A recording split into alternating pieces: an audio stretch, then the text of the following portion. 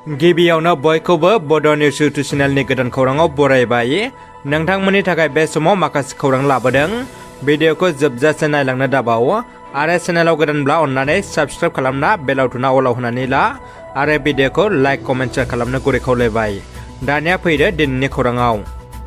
गिबि खौराङाव दङ खैराबारि फावथिनासालियाव एनडिएफबिनि 35थि मुंख्लं सान फालिदों। गावनि बेसेनगोनां जिउखौ आलादा रायजो नागिरनायाव बाउसोमबोनाय बिर जोहोलाव बिथांमोनखौ मान होनानै 35थि मुंख्लं सानखौ सिसिबिआइ आरो इउनाइटेड फोराम अफ एक्स एनडिएफबिनि बानजायनायाव उदालगुरि जिल्ला खैराबारिनि फावथिनासालियाव फालिदों। एनडिएफबिनि गिबि मुंख्लं बि बाम्बरजों लोगोसे गोबां मुंख्लं बिथांमोनखौ गोसोखांना मुंख्लं नखरनि सोद्रोमा आरो माखासे सिसिबिआइ आरो इउनाइटेड फोराम अफ एक्स एनडिएफबिनि दैदेनगिरि सोद्रोमा बिथांमोना बाहागो लानानै बिबार बावनाय हाबाफारिखौ मावफुङो। मुंख्लंफोरनिसिम बिबार बावो तुरुन मुसाहारि, तिरेन बर', प्रेस मुसाहारि, टि हारिमु, दिबानस, मुंख्लं नखरनि सोद्रोमा आरो हाबाफारियाव बाहागो लानाय माखासे एक्स एनडिएफबि बिथांमोना 10 लाख बिफां फुलि गायनानै Guinness book of world records खालामसिगोन बिटिआर सरकारा।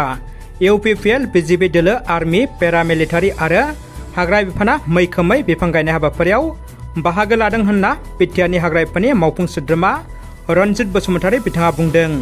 लोगोसे बिथाङा बुंबावदों दि हेंथा दोलोखौबो बे बिफां गायनाय हाबाफारियाव बाहागो लानो खावलायदोंमोन होनना।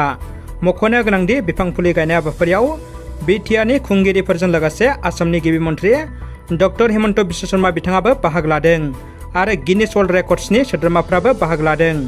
मख'नो गोनांदि बिटिआरआव 10 लाख बिफां फुलि गायना बुहुमनां रेकर्ड खालामदों। जोंनि हारिनि गेजेराव गथ' गथाय नखर गारनानै गुबुन हौवा हिन्जाव लानानै खारनाया बांगासिनो। जोंनि समाजनि थाखाय बियो खैफोद गोनां।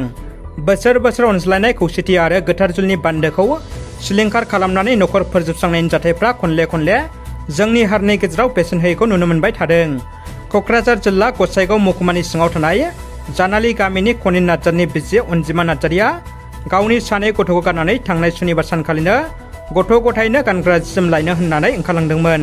नाथाय दिनैसिमबो न'आव फैफिननायनि उनाव गुबुन हौवाजों खारनाय जाथाया चिराङाव फैदों।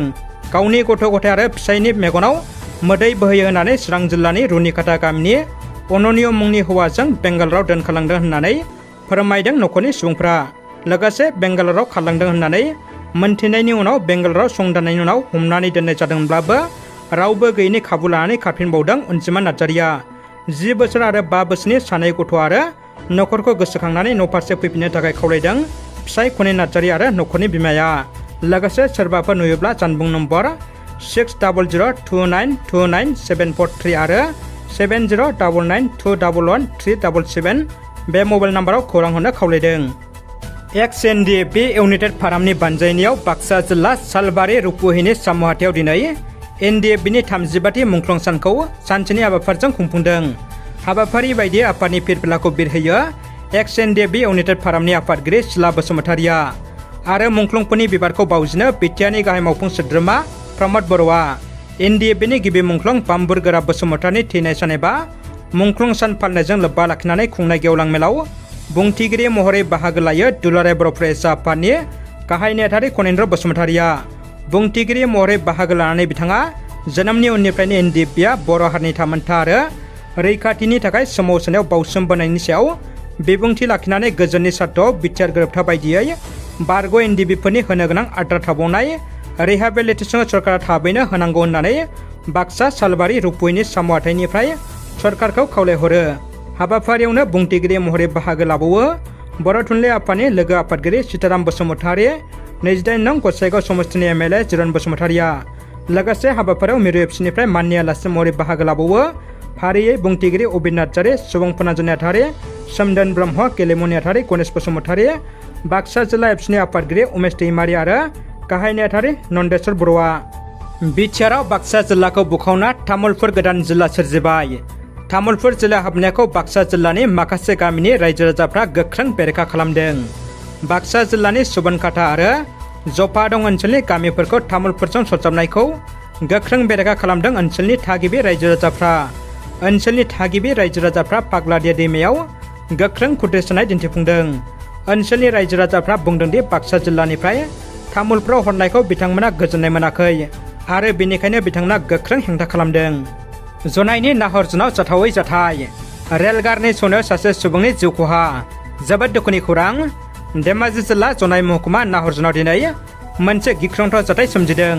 मिथिनो मोननाय बायदिब्ला गुवाहाटी कामाख्यानिफ्राय मुरखं सेलेक फारसे फैबाय थानाय 15,614 लाचित एक्सप्रेस रेलगारियाव सौग्रावनानै सासे सुबुङा जायगायावनो जिउ गोमायो। जिउ गोमानाय सुबुङा नाहरजुन गामिनिनो थागिबि जयग' दलेनि फिसाज्ला काशीनाथ दले 36 बोसोर होननानै मिथिनो मोननाय जादों।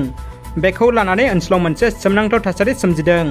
मख'नो गोनांदि थांनाय बेसेबा गोबावनिफ्राय काशीनाथ दलेया जावलिया बायदि जानानै गिदिंथिंग्रा जाबाय दंमोन होननानै ओनसोलनि सुबुंफ्रा फोरमायदों।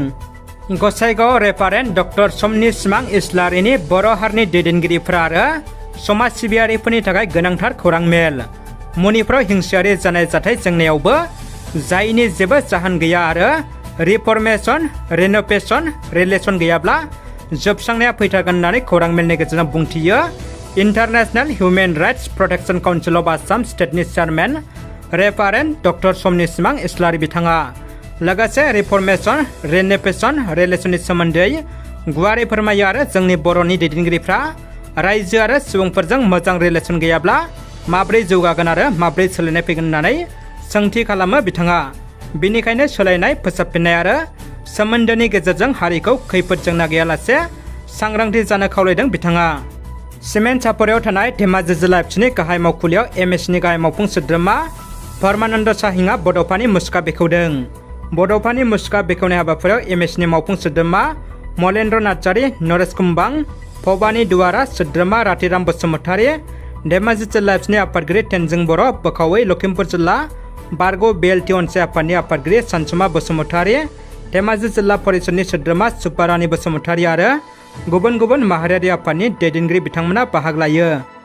धेमाजि जिल्ला इउनाइटेड फाराम अफ एक्सएनडिबिआबो 35थि मुंख्लं सानखौ धेमाजि जिल्लानि जनायनि सिलिकागुरि गेलेग्रा फोथाराव सानसेनि हाबाफारिजों मेहेरगोनाङै खुंफुंदों। हाबाफारि बायदियै आफादनि फिरफिलाखौ बिरहोयो धेमाजि जिल्ला इउनाइटेड फाराम अफ एक्सएनडिबिनि आफादगिरि प्रफुल्ल बर'आ। मुंख्लंफोरनो बिबार बावजेनो कौशेन्द्रजित बसुमतारीया।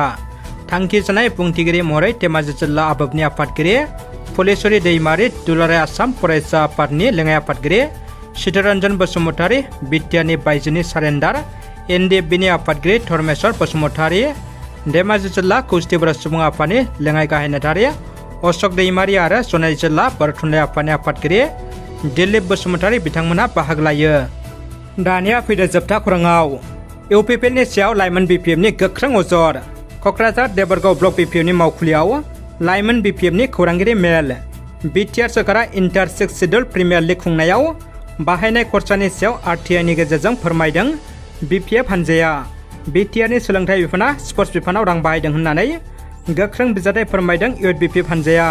सोलोंथाइ बिफाननिफ्राय 19,76,99,553 रांखौ स्पर्ट्स बिफानाव बाहायनायनि गोख्रों बिजाथाइ फोरमायदों। मख'नो गोनांदि थांनाय बोसोराव खुंनाय आइएसपिएलआव बे रांखौ बाहायनायनि गोख्रों अजद होदों लाइमोन बिपिएफ हानजाया।